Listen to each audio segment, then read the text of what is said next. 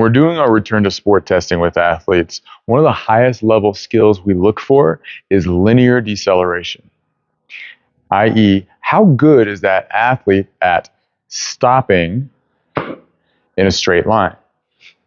And quite often, what we see is extra rotation or movement at the knee, extra rotation or movement at the hip, pelvis, or trunk, or some combination of all of the above.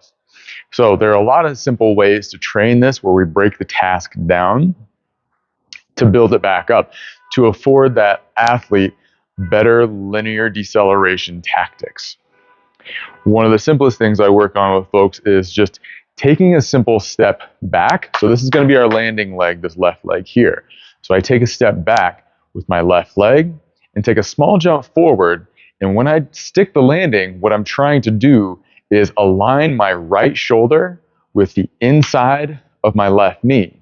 This is going to give me some recoil or coiling effect where I can load my torso and keep my center of mass close to my midline.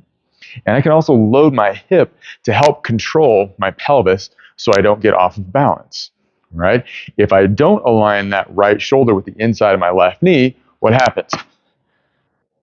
I get over the top of my foot and my toes start to clench and I'm starting to lose my balance forward, okay?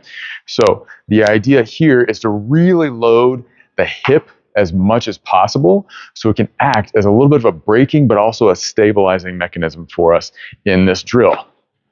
Right shoulder to inside of the left knee.